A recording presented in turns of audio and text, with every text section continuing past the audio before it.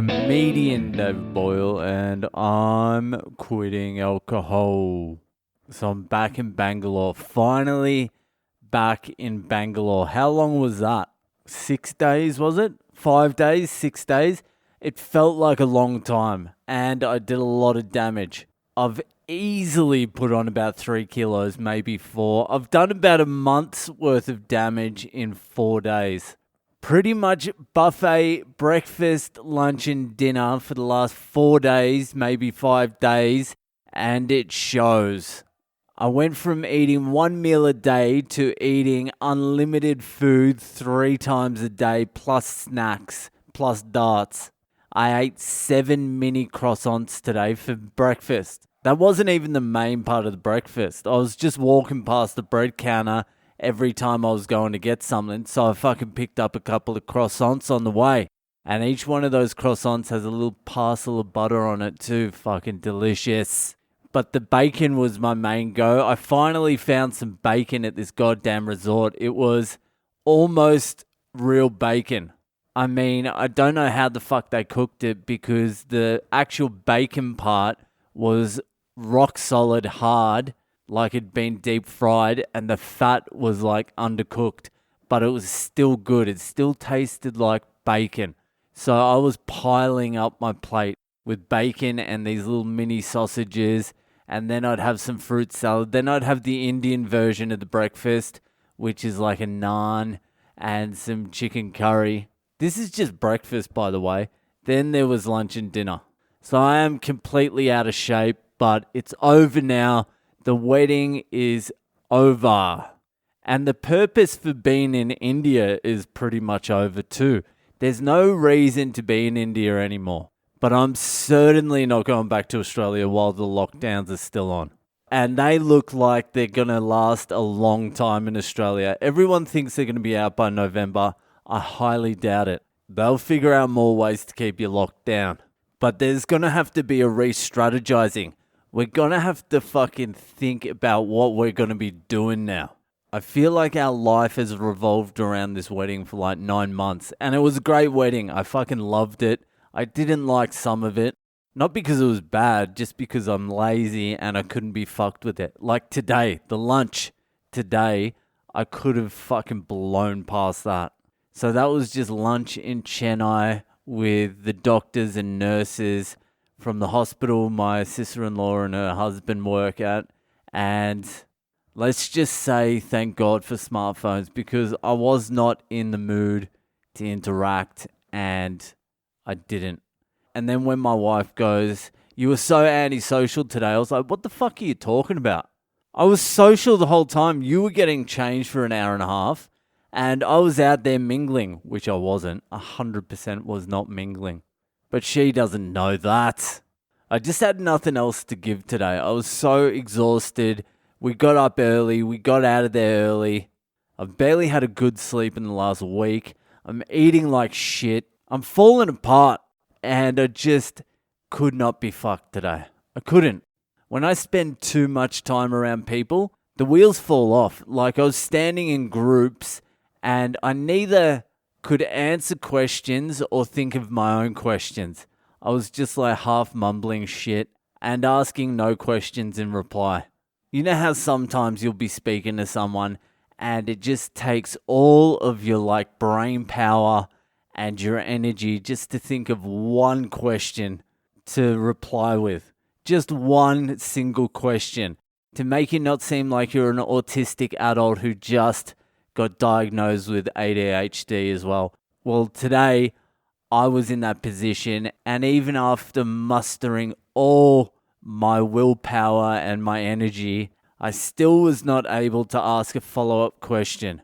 Actually, I asked one follow-up question. It was the dumbest question ever. I just had to throw something out there because I was silent. So where we had this lunch today, my sister-in-law's husband, or my brother-in-law, I suppose he's my brother-in-law now. We're so similar. If you saw a picture of us together, you would think we're actual brothers.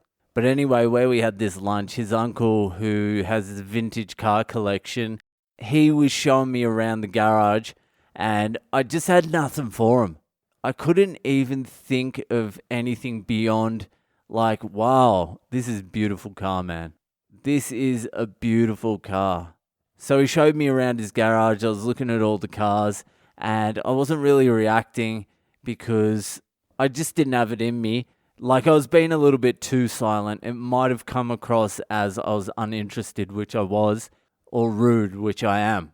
So to cover it up, I was like, come up with a question, Boyle. Just come up with a fucking question. Just one. Just one. Muster your resources and come up with a question. So I stood up and I looked around the garage. This is so retarded. And I was just looking. And they were looking at me. And I was really having a good look around the garage. And I saw this black and white tire or wheel. And I'm like, that black and white tire, what car does that belong to? They're like, that one there. And I looked at the car and it had black and white tires. I'm like, yeah. And that and that backed me into a corner because I had no follow-up question. I really didn't care what fucking car the black and white tire belonged to, but it was the only thing that stood out when I looked around the garage. I should have just said nothing. I should have just continued mewing. Tongue on the roof of my mouth and just nod. But anyway, all that shit's over. The wedding's over. We left my sister-in-law with her new family. It got a little bit emotional because that's what it's kind of like. She's now a member of their family. She lives with them now. She goes by their rules now. That's the way it works. The wedding is like a symbolic handing over of the woman to the man's family. It didn't happen at my wedding. Symbolically, that was like, hey, we're keeping our daughter. If you want to come along a little bit, you can join in. But this one was like a full handing over. It must be a little bit weird for her, even though they dated beforehand, which no one's meant to know that, because they told the whole family that it's an arranged marriage, which it's not. But you spend your whole life as part of one family, and now you're thrust into this new family. For her, it's probably not so bad, but when you do the full arranged marriage, they have a few problems at the start. Like, that's what happens in most arranged marriages. Like, most of my wife's Indian friends are arranged marriages, and all their marriages for like the first 3-4 years are fucking hectic because they don't really know each other. Well, they don't know each other at all. They've known each other for like a month, and now they're married and living in a house together as husband and wife.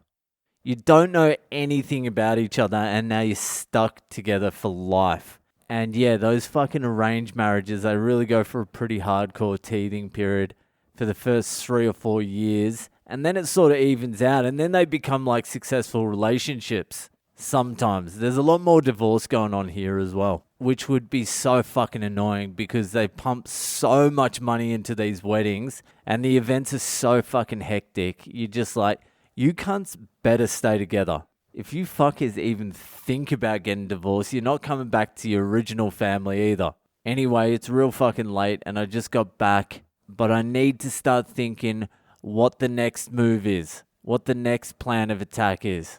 Because I'm not going back to Australia while it's like this. And India's pretty sweet at the moment. I want to travel around India a bit. That's what I'll do. Anyway, fuck it. That's it for tonight. That's the end of all the wedding bullshit. There's one more event in 2 weeks. But don't worry about that. That's the end of the wedding fucking bullshit. And from tomorrow, we'll get back to what this podcast is really about. Teasing autistics. And minorities. Alright, that's it. I'll see you the fuck later.